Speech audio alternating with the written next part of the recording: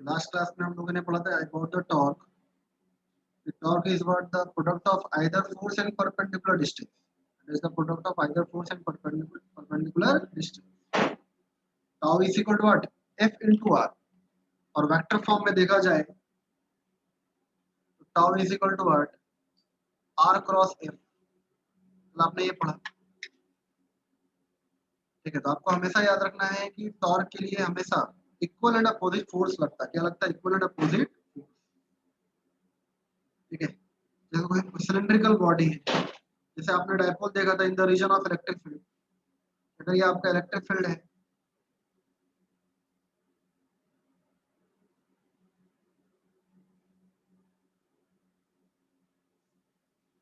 और यहाँ पर क्या है आपका dipole. Dipole is what? The system of equal and opposite charges. System of equal and opposite charges minus Q और प्लस क्यू.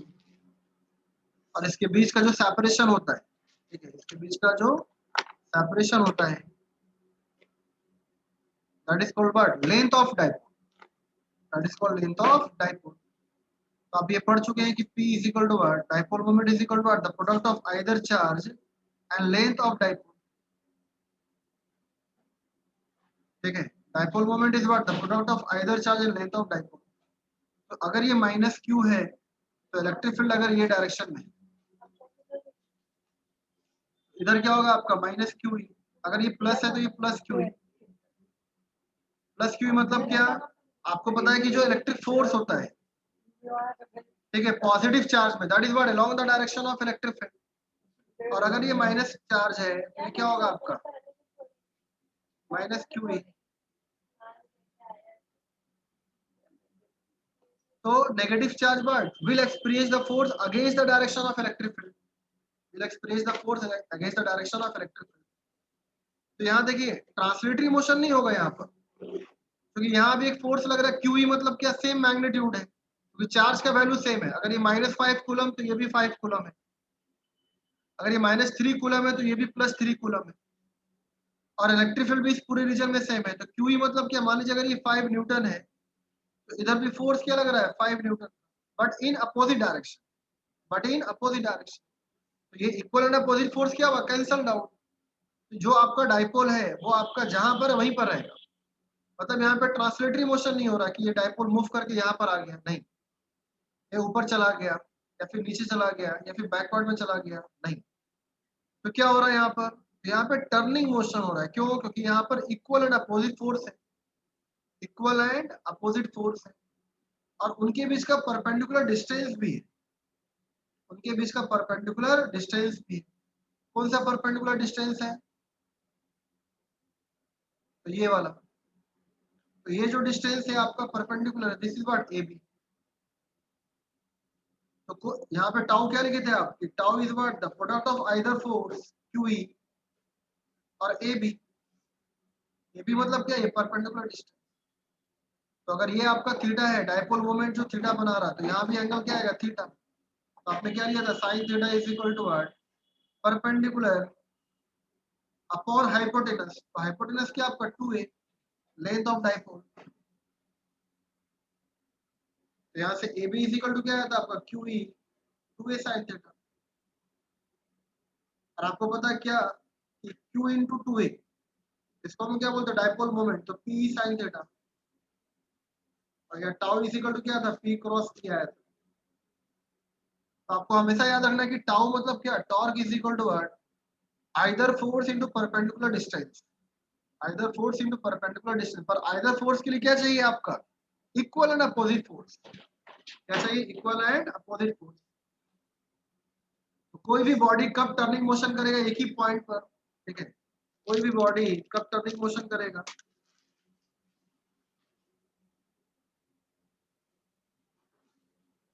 ठीक है, मान इसके अबाउट अगर आप फोर्स लगा रहे हैं,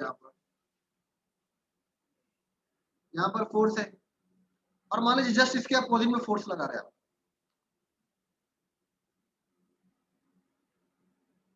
ठीक है, तो यहाँ पे टर्निंग मोशन होगा क्या? नहीं. यहाँ पर पहला कंडीशन तो फुलफिल कर रहा है टॉर्क का. टॉर्क के लिए कंडीशन क्या है कि ठीक है, इक्वल एंड अपोजिट फोर्स होना चाहिए। मान लीजिए यहाँ भी 5 न्यूटन लगा रहे हैं आप और यहाँ भी 5 न्यूटन, तो यहाँ तो पहला कंडीशन फुलफिल कर रहा है कि इक्वल एंड अपोजिट फोर्स। पर यहाँ दूसरा कंडीशन में क्या है, परपेंडिकुलर डिस्टेंस। तो यहाँ पे डिस्टेंस परपेंडिकुलर है क्या? डिस्टेंस परपेंडिकुलर आपका नहीं, दोनों क्या है, बिल्कुल एंटी पैरेलल है, बिल्कुल अपोजिट डायरेक्शन में। तो जब इनके बीच का डिस्टेंस जीरो होगा तो टाउ इज इक्वल टू क्या है, force into perpendicular distance, zero. तो आपका वैल्यू क्या आएगा, जीरो। तो जब यहाँ पर टॉर्क लगेगा ही नहीं, जब यहाँ पे टाउ टॉर्क लगेगा नहीं, एंगुलर फोर्स नहीं लगेगा, तो बॉडी में टर्निंग मोशन नहीं होगा, बॉडी में टर्निंग मोशन नहीं होगा, बॉडी जहां पर था रेस्ट पे रहेगा। ट्रांसलेटरी मोशन भी जीरो और रोटेशनल मोशन भी जीरो। पर अगर वही फोर्स आपका यहाँ पे लगता है, ठीक है, तो अब देखिए यहाँ पर 5 न्यूटन लग रहा है और यहाँ भी वैल्यू 5 न्यूटन ही है। तो पहला कंडीशन फुलफिल किया, इक्वल एंड अपोजिट फोर्स, और इनके बीच का यहाँ परपेंडिकुलर डिस्टेंस भी है, इनके बीच का ये परपेंडिकुलर डिस्टेंस भी है, ये परपेंडिकुलर डिस्टेंस है दो फोर्स के बीच का।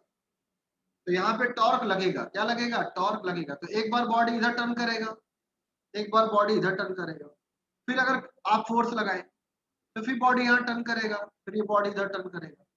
तो सेंटर ऑफ मास यही है, इसी के अबाउट बार बार बॉडी इधर कभी जाएगा, कभी इधर जाएगा, फिर कभी इधर जाएगा, फिर कभी इधर जाएगा। तो एक ही पॉइंट के अबाउट, एक ही पॉइंट ऑफ रोटेशन के अबाउट बार बार बॉडी क्या करेगा, रोटेट करेगा। ठीक है, ट्रांसलेटरी मोशन नहीं होगा कि बॉडी मूव करके यहाँ पर आ गया, नहीं, ये आपका लीनियर डिस्टेंस हो गया, नहीं होगा। या बॉडी कभी ऊपर नहीं जाएगा, बॉडी कभी नीचे नहीं जाएगा, बॉडी कभी पीछे नहीं जाएगा। तो ये है टॉर्क का कंसेप्ट। टॉर्क मतलब क्या, हमेशा इक्वल एंड अपोजिट फोर्स होना चाहिए और उनके बीच का परपेंडिकुलर डिस्टेंस भी होना चाहिए। क्या होना चाहिए, परपेंडिकुलर डिस्टेंस। इसका एक बेस्ट एग्जांपल देखिए, ठीक है, आप जो पंचर वाले को देखते हैं, किसका पंचर, बाइक का पंचर नहीं, जो ट्रक का पंचर बनाता है। कभी अगर रास्ते में आप जा रहे सफर के दौरान और ट्रक पंचर हो गया, तो आप देखिएगा जो उसका कंडक्टर होता है, जो उसका ड्राइवर होता है, पंचर कैसे सही करता। ठीक है, तो इसके पहले एक और क्वेश्चन पर आ रहे हैं। मान लीजिए अगर आपका एक बोतल है, ठीक है, जो फ्लास्क होता है, कॉनिकल फ्लास्क वगैरह, जो भी एक फ्लास्क है, बोतल है, और उसका ढक्कन है या स्क्रू है, और स्क्रू पर आप मैक्सिमम फोर्स लगा रहे हैं और तब भी वो रोटेट नहीं कर रहा, तब भी वो टर्न नहीं कर रहा है, तब भी वो खुल नहीं रहा, ओपन नहीं हो रहा। तो आप क्या करेंगे ताकि वो टर्न करना शुरू हो जाए या मूव करना शुरू हो जाए? तो टॉर्क का फॉर्मूला क्या है, फोर्स इंटू परपेंडिकुलर डिस्टेंस। तो फोर्स तो आप मैक्सिमम लगा रहे हैं, छोटा स्क्रू है, आप मैक्सिमम फोर्स लगा रहे हैं और नहीं खुल रहा है। तो आप क्या कीजिए, जो रेंज है, ठीक है, जो खोलने वाला, उसका डिस्टेंस बढ़ा दीजिए। ठीक है, तो अब जहां पर आप पॉइंट ऑफ एक्शन पर फोर्स लगा रहे हैं और डिस्टेंस अगर आपका बढ़ गया, तो आप देखिएगा आसानी से ढक्कन में लगाइए और आसानी से उसको घुमा दीजिए, तो खुल जाता है। आसानी से घुमाने से क्या होगा, खुल जाएगा, खुल जाएगा, ओपन हो जाएगा। अब फोर्स भी कम लग रहा, बल्कि आप कम फोर्स पे आसानी से इसको फिट कीजिए और इसको घुमा दीजिए, खुल जाएगा। तो टर्निंग मोशन के लिए बॉडी में वो टर्न करे, ठीक है, ढक्कन उसका टर्न करे, ओपन हो, खुल जाए, उसके लिए क्या है आपका, टॉर्क। आप जो दरवाजे में फोर्स लगाते हैं, वो भी क्या है, टॉर्क है। तो पंचर वाले पर आते हैं, तो पंचर वाला क्या करता है, जो ट्रक का देखिएगा, जो व्हील है, चक्का, वहां पर जो नट होता है, स्क्रू होता है, बहुत टाइटली पैक्ड होता है, बहुत टाइटली, आप हाथ से नहीं खोल सकते। तो वो लोग क्या करते हैं, उनका जो रेंज है वो फिट किए, और उनका लेंथ बहुत बड़ा होता है और उस पर वो चढ़ जाते हैं। तो चढ़ने से क्या, फोर्स तो लग रहा है, पर डिस्टेंस जितना ज्यादा करेंगे उतना आसानी से खुलेगा। अगर वही ट्रक के लिए अगर छोटा रेंज है, जो ओपन करने वाला जो स्क्रू ड्राइवर या रेंच आप मान लीजिए जो भी, अगर वो छोटा है, तो फिर क्या होगा आपका, आपको बहुत ज्यादा फोर्स लगाना पड़ेगा। पर अगर उसका लेंथ रेंज का, ठीक है, बड़ा है और आप फोर्स लगा रहे, तो आप देखिएगा जो खुल जाता है। तो टर्निंग मोशन के लिए दो फैक्टर है, फोर्स भी और परपेंडिकुलर डिस्टेंस भी। ठीक है, आगे बढ़ते हैं हम लोग।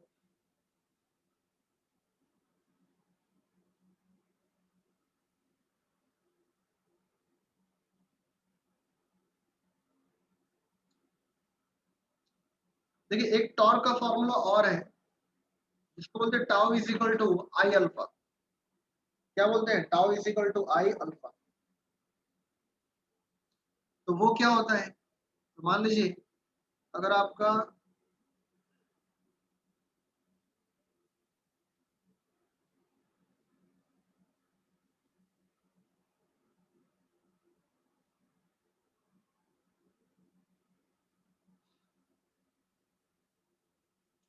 कोई भी बॉडी है,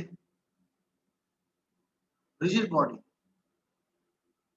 ठीक है, उसके बहुत सारे पार्टिकल क्या करेंगे, ये एक्सिस ऑफ रोटेशन है मेरा, ये क्या है? Axis of rotation.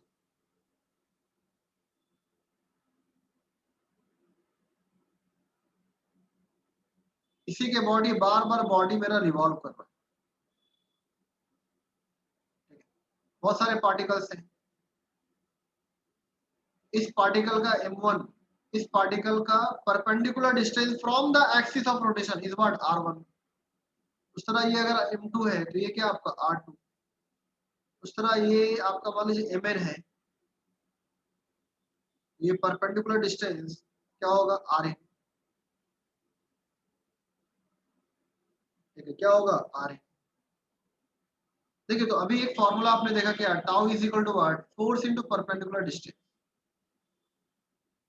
तो अगर हम स्केलर में लिखें फोर्स इनटू परपेंडिकुलर डिस्टेंस, और मान लीजिए कि फोर्स ऑफ परपेंडिकुलर डिस्टेंस वही 90 है, sin 90 क्या होता है? 1। तभी टॉर्क एग्जिस्ट करेगा, ठीक है। अगर फोर्स ऑफ परपेंडिकुलर डिस्टेंस के बीच का एंगल 0 हो जाए तो टॉर्क लगेगा ही नहीं। और ये बॉडी यहाँ पे टर्निंग मोशन कर रहा है, मतलब यहाँ टॉर्क लग रहा है। बॉडी रोटेट कर रहा है, मतलब क्या यहाँ पे टॉर्क लग रहा है। तो यहाँ पे tau is equal to F R. F R, R मतलब रेडियस नहीं, आर मतलब क्या? Perpendicular distance. अब देखिए हमको पता है क्या लीनियर फोर्स मतलब क्या। यहाँ पे बहुत सारे पार्टिकल हैं, तो अगर F1 होगा तो क्या होगा? M1 A1, M1 A1। उस तरह F2 है, उसका भी क्या है? M2 A2। तो हम क्या लिख सकते हैं कि Fi is equal to Mi और Ai। जैसे पहला पार्टिकल है तो वो कितना लीनियर फोर्स एक्सपीरियंस कर रहा है, तो M1 A1 M1 और इसका एक्सेलरेशन लीनियर, क्योंकि यहाँ पे एंगुलर एक्सेलरेशन है। तो A is equal to alpha R, तो लीनियर एक्सेलरेशन भी होगा A1 A2 A3 जो भी। तो टाउ इज इक्वल टू क्या होगा? तो tau is equal to Mi AI और इंटू RI लिख सकते हैं। क्या लिख सकते हैं? RI सभी पार्टिकल के। जैसे पहले पार्टिकल का टॉर्क कितना होगा? तो M1 A1 R1, क्योंकि फोर्स कितना है? तो M1 A1 और डिस्टेंस क्या है? तो R1 है। उस तरह टाउ टू क्या होगा? तो M2 A2 R2, perpendicular distance R2। उस तरह हर एक पार्टिकल के लिए टॉर्क का फॉर्मूला क्या होगा? तो MI AI RI। अब हमें यह भी पता है क्या कि A is equal to what? Alpha R. Linear acceleration is equal to what? Alpha into R. Alpha into R. यहाँ पे क्या हो जाएगा आपका? ए का वैल्यू पुट कर देंगे तो यहाँ पे क्या आएगा? Tau is equal to what? MI। और AI की जगह क्या हो जाएगा आपका? Alpha I. और यहाँ पर RI, और RI ऑलरेडी पहले से है, तो यहाँ क्या होगा? RI का स्क्वायर। RI का स्क्वायर, ठीक है, RI का स्क्वायर। तो अगर टाउ 1 होता तो क्या होता है? M1 A1 R1, टाउ 2 तो M2 A2 R2। तो लीनियर एक्सेलरेशन को एंगुलर में कन्वर्ट कर दी, एंगुलर एक्सेलरेशन में कन्वर्ट कर दी। तो अगर हमको टोटल निकालना है, टाउ टोटल, तो क्या होगा? Summation of I is equal to 1 से लेकर n, इन पार्टिकल M1 M2 M3 बहुत सारे पार्टिकल, और यहाँ पे क्या होगा, एम आई अल्फा आई और आर आई का स्क्वायर। अब देखिए एक चीज यहाँ पर देखिए, जो m1 का एक्सेलरेशन है वही m2 का एक्सेलरेशन, जो m2 का एक्सेलरेशन वही m1 mn का एक्सेलरेशन। अरे भैया जो ट्रेन का स्पीड है, मान लीजिए ट्रेन के अंदर पैसेंजर बहुत सारे हैं, एक बच्चा भी है, लेडीज भी है, जेंट्स भी है, बुजुर्ग भी है, सबका मास अलग है। पर जो ट्रेन का स्पीड है, जो ट्रेन का एक्सेलरेशन होगा वही पैसेंजर का होगा। तो भलाई आपका डिफरेंट पार्टिकल ले रहे हैं, सब एटॉमिक पार्टिकल, भलाई डिफरेंट कॉन्स्टिट्यूंट पार्टिकल ले रहे हैं, डिफरेंट एलिमेंट्री पार्टिकल ले रहे हैं, m1 m2 m3 mn, पर जो घूमने का जो एक्सेलरेशन है अल्फा, सभी का क्या होगा, सेम। सभी का क्या होगा, same. Alpha is equal to what, alpha. जो एंगुलर वेलोसिटी है रोटेशन का पूरे बॉडी का, ओमेगा क्या होगा, सेम। पूरे बॉडी का अल्फा क्या होगा, सेम, क्योंकि कांस्टेंट वेलोसिटी से वो बार बार रोटेट कर रहा, ऑसिलेट कर रहा about the fix axis of rotation. तो हर एक पार्टिकल का अल्फा क्या, अल्फा आई क्या होगा, सेम। जो पूरे बॉडी का एक्सेलरेशन होगा वही जितने भी पार्टिकल है m1 m2 m3 सबका एक्सेलरेशन सेम होगा। तो यहाँ से अल्फा क्या हो गया, कांस्टेंट हो गया, बाहर चला गया। तो tau total is equal to alpha, alpha I मतलब क्या, alpha summation of I is equal to 1 to n, और ये क्या होगा, एम आई और आर आई का स्क्वायर। इसको थोड़ा गौर से देखिए, मास इनटू परपेंडिकुलर डिस्टेंस का स्क्वायर, इसको बोलते हैं moment of inertia. Mass into perpendicular distance का स्क्वायर, इसको बोलते हैं मोमेंट ऑफ इनर्शिया। तो टाउ इज इक्वल टू क्या आएगा, I alpha. Tau is equal to what, I alpha. तो ये भी बहुत important relation. Tau is equal to what, I alpha. अगर वेक्टर फॉर्म में लिखेंगे तो tau is equal to what, I alpha. क्योंकि मोमेंट ऑफ इनर्शिया क्या होता है, स्केलर। जिस तरह मास स्केलर है उस तरह से मोमेंट ऑफ इनर्शिया भी क्या है, स्केलर क्वांटिटी।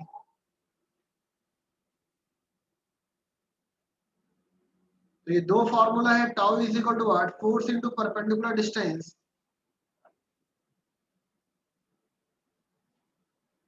ठीक है, आर क्रॉस एफ जो भी लिखना है, और tau is equal to what, I alpha. Tau is equal to what, I alpha. This is what the very important relation. ये दोनों आपका इंपॉर्टेंट रिलेशन है।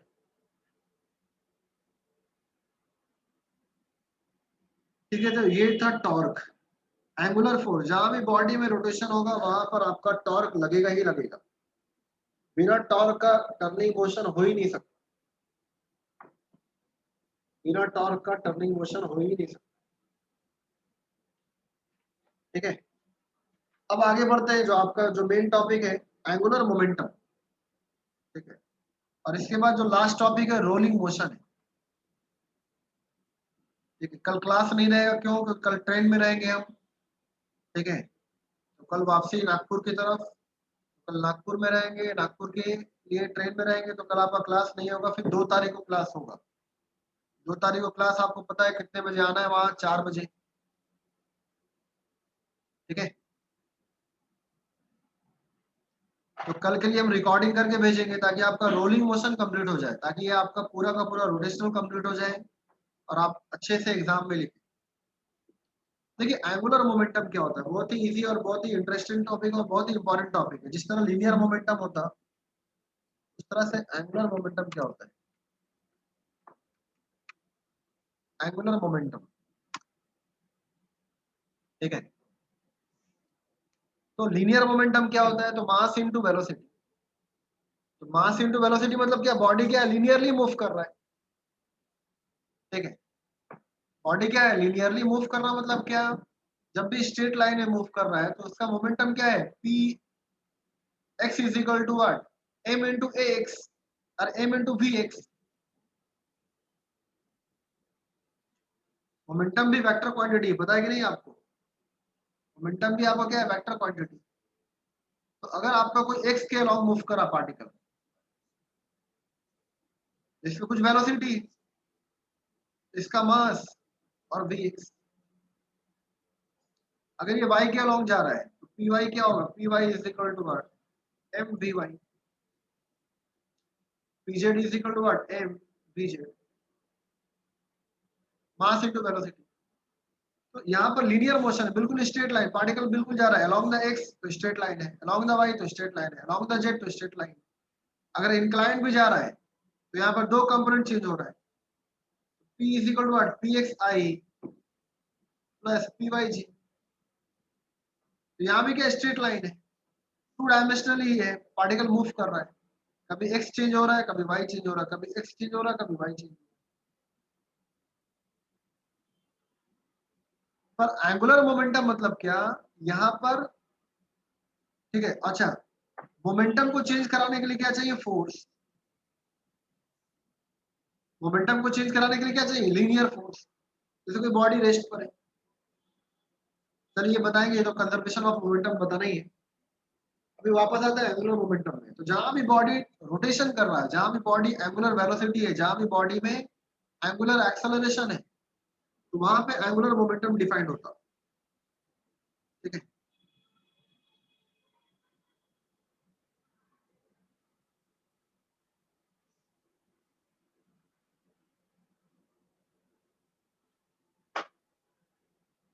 तो सबसे पहले एंगुलर मोमेंटम का जो पॉइंट है, फर्स्ट पॉइंट क्या है, तो फर्स्ट पॉइंट है कि मोमेंट ऑफ लीनियर मोमेंटम, बहुत ही अच्छा डेफिनेशन है ये, ठीक है। ठीक है, फर्स्ट पॉइंट क्या है, it may be defined as, it may be defined as, ठीक है, बहुत ही अच्छा, बहुत ही इंपॉर्टेंट पॉइंट है, एग्जाम में लिखना आपको, may be defined as the moment of linear momentum, ठीक है। It may be defined as the moment of linear momentum. अब देखिए मोमेंट क्या है, तो आपको पता है परपेंडिकुलर डिस्टेंस का मल्टीप्लाई, परपेंडिकुलर डिस्टेंस का मल्टीप्लाई। तो यहाँ पे क्या आएगा आपका, L vector is equal to R cross P, R cross P, जो भी पी है लीनियर मोमेंटम, उसमें आप परपेंडिकुलर डिस्टेंस का मल्टीप्लाई कर रहे हैं, परपेंडिकुलर डिस्टेंस का मल्टीप्लाई कर रहे हैं आप, ठीक है। अगर वेक्टर फॉर्म में लिखें तो क्या आएगा, L is equal to R cross और M into V, M into V, ठीक है। और वही स्केलर फॉर्म में लिखे, मतलब ये वेक्टर हटा दें तो क्या आएगा, M V R sine theta, M V R sine theta. बहुत ही इंपॉर्टेंट फॉर्मूला है ये, हमेशा याद रखना ही फॉर्मूला, आपको कोई डेरिवेशन नहीं है, बस फॉर्मूला जानना है, डेफिनेशन से ये आया फॉर्मूला, और ये 12th क्लास में भी काम आएगा मैग्नेटिक फील्ड में। L is equal to M V R sine theta, आप बोर्स थ्योरी में यूज कर चुके हैं, ठीक है ना। एंगुलर मोमेंटम का फॉर्मूला यूज किया ना आपने एटॉमिक फिजिक्स में, कि M V R is equal to N H upon 2 pi, the angular momentum of the revolving electron, ठीक है, in the stable orbit, in the stationary orbit should be equal to integral multiple of H upon 2 pi. तो वहां पर angular momentum का formula आपने direct लिखा M V R, तो M V R कहां से आया, तो यहां से आया, ठीक है। एम वी आर मतलब क्या, आर क्रॉस पी, तो पी मतलब क्या, एम वी, यहाँ पे क्रॉस मल्टीप्लीकेशन है, तो जहां भी क्रॉस मल्टीप्लीकेशन हटता है वहां पे क्या था, साइन थीटा। अगर यहाँ पे डॉट होता तो क्या था, कॉस थीटा। तो ये आपको याद रखना है, ठीक है। अब देखिए यहां पर एंगल किसके बीच बनेगा, तो आपको देखना मोमेंटम और किसके बीच, परपेंडिकुलर डिस्टेंस के बीच, ठीक है। यहाँ क्रॉस प्रोडक्ट है, क्रॉस मल्टीप्लीकेशन, तो ये दो वेक्टर है आर और वी। भैया मोमेंटम मतलब क्या, एम इंटू वेलोसिटी, मास तो स्केलर है। तो आपको ये देखना है कि वेलोसिटी ऑफ द पार्टिकल और परपेंडिकुलर डिस्टेंस के बीच का एंगल क्या है, ठीक है। अगर आपका थीटा 0 होगा, if theta is equal to what, 0 degree, if theta is equal to what, 0 degree, मतलब क्या है कि आर और जो वेलोसिटी है वो पैरेलल हो जाए, या फिर आप बोल सकते हैं कि मोमेंटम पैरेलल हो जाए, ठीक है, क्योंकि मास से तो मतलब ही नहीं। तो अगर आपका डिस्टेंस और वेलोसिटी पैरेलल है, या फिर डिस्टेंस और वेलोसिटी, ठीक है, मोमेंटम पैरेलल है, तो वहां पर क्या आएगा आपका, साइन थीटा साइन 0, तो एंगुलर मोमेंटम क्या होगा 0। और अगर मेरा यहाँ पर थीटा पाई है तो R is what anti parallel to the velocity या फिर anti parallel to the momentum, linear momentum. ठीक है, एंटी पैरेलल माइनस है, अपोजिट डायरेक्शन है, तो भी यहाँ पे साइन पाई का वैल्यू क्या होता है 0, तो एंगुलर मोमेंटम क्या होगा 0। एंगुलर मोमेंटम मैक्सिमम कब होगा, जब कोई पार्टिकल और परपेंडिकुलर डिस्टेंस के बीच का एंगल 90 डिग्री हो। ठीक है, वेलोसिटी, जैसे वेलोसिटी ये है, ठीक है, और परपेंडिकुलर डिस्टेंस का मेजरमेंट इधर हो। ठीक है, तो अगर ये मेरा परपेंडिकुलर डिस्टेंस r है और ये मेरा वेलोसिटी है, तो यहाँ पे एंगल क्या आएगा 90, तो L max is equal to क्या आएगा mvr। और यहाँ पर आपको वेक्टर नहीं लगाना है, जब वेक्टर लगाएं तभी ये फॉर्मूला है mvr sin थीटा, तो ये स्केलर फॉर्म में ही रहेगा mvr। This is the maximum angular momentum, this is the maximum angular momentum.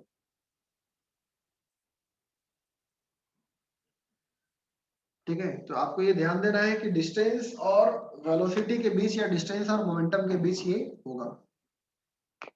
ठीक है, दूसरा डिफिनेशन क्या है, दूसरा डिफिनेशन भी बहुत इंपॉर्टेंट है। ठीक है, ये आपके बुक में भी दिया है, the angular momentum, the angular momentum may be defined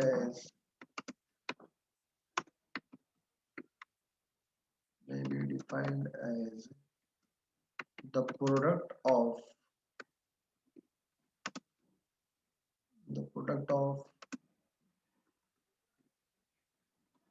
moment of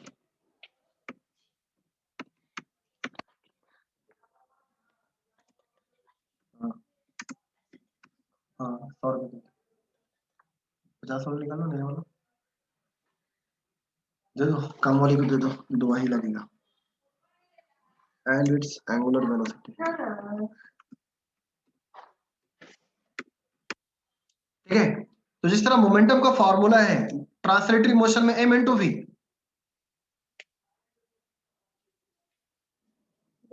हाँ 100 से दो, मैं तो बेटी को मत दो, जब आएंगी वो दे देना। हाँ तो अभी पहले जो है उनको आगे वाले दे दो पहले, इधर नहीं दो फिर ना। तो अगर वो सेम है, एक सेकंड रुकिए, तो सुबह आई थी ना उसकी अम्मा, तो देना था ना फिर। तो अभी जो है ना, अभी दो के हटाओ ना, पहले जिसका है पहले दे के हटाओ। ठीक है, so the angular momentum may be defined as the product of moment of inertia and its angular velocity। तो दूसरा डेफिनेशन ये है आपका।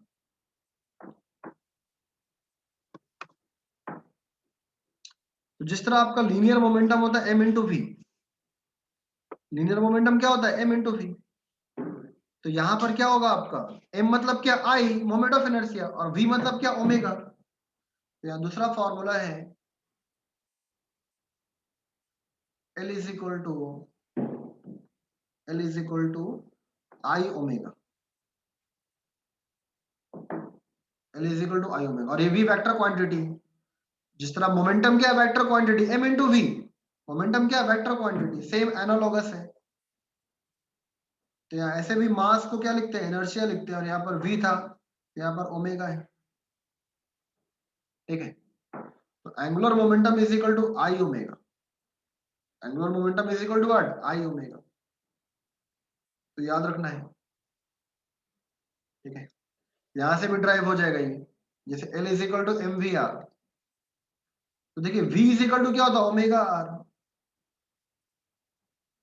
अरे लीनियर वेलोसिटी और एंगुलर वेलोसिटी के बीच का रिलेशन क्या है ओमेगा आर, और इनटू आर, आर मतलब रेडियस नहीं, आर मतलब परपेंडिकुलर डिस्टेंस है।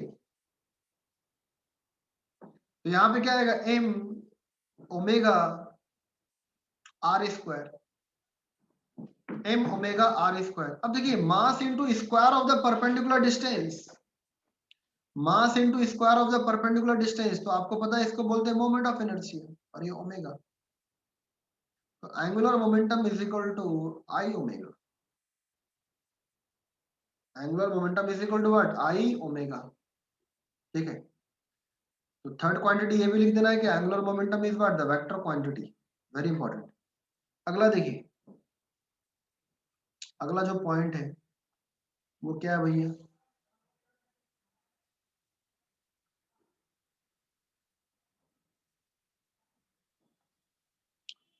ठीक है, तो थर्ड पॉइंट है जो बहुत ही इंपॉर्टेंट है।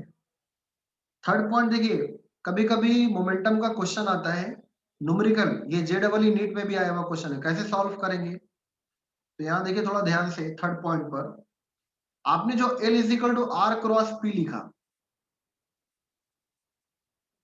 आर क्रॉस पी, तो आपको तो पता है कि भैया R is equal to distance आपको दिया रहेगा, थ्री डायमेंशनल दिया रहेगा, क्या रहेगा, X I plus Y J plus Z K, and the momentum is can be given as M, क्योंकि एम वी एक्स आई, ठीक है, M V X I plus M V Y J और plus M V Z के। तो कभी भी जो L R cross P करना मतलब क्या, आपको क्रॉस मल्टीप्लीकेशन सॉल्व करना है। तो क्रॉस प्रोडक्ट कैसे सॉल्व करते हैं, by making the determinant, by making the determinant. तो एक क्वेश्चन आपका हो सकता है कि एक दो नंबर का यह है एमसीक्यू में। तो यहाँ पे angular momentum can be written as, और आपको यहाँ देखिए वेक्टर फॉर्म में परपेंडिकुलर डिस्टेंस को पहले लिखते हैं हम लोग, आर को पहले लिखेंगे यहाँ पर। तो सबसे पहले ये मेरा आई है, ये मेरा जे है और ये मेरा के है, ठीक है। तो यहाँ पर r का कॉफिशिएंट लिखना, जैसे यहाँ पर x है, ये y है और ये z है। यहाँ पर क्या आएगा आपका m, आप कॉमन ले लीजिए क्योंकि m हर जगह है, तो m कॉमन ले लिए, तो यहाँ पर क्या आएगा vx vy और ये क्या आएगा vz, क्या आएगा vz। जब आप सॉल्व करेंगे एंगुलर मोमेंटम का, तो m तो पहले मल्टीप्लाई ये सभी के लिए, और आपको पता है जब i सॉल्व करे तो ये होगा, तो ये क्या होगा y vz minus z vy, और यहाँ पर क्या आएगा i, क्या आएगा i। आपको पता है ये j क्या होता है, माइनस जे, तो यहाँ क्या आएगा माइनस जे और x into V Z minus Z into V X, Z into V X minus J, और लास्ट में क्या आएगा ये प्लस के में x into V Y minus Y into V X. तो this is the angular momentum. तो इस पर बहुत सारा क्वेश्चन है, क्या है ये क्वेश्चन, ठीक है। तो यहाँ पर है, सभी को इसी 5 मिनट के लिए लॉग इन कीजिए ताकि हम आपको कंजर्वेशन ऑफ एंगुलर मोमेंटम खत्म ही कर दे रहे हैं, ठीक है, कंजर्वेशन ऑफ एंगुलर मोमेंटम खत्म कर दे रहे हैं। 5 मिनट के लिए फिर से लॉग इन कीजिए सभी को जल्दी।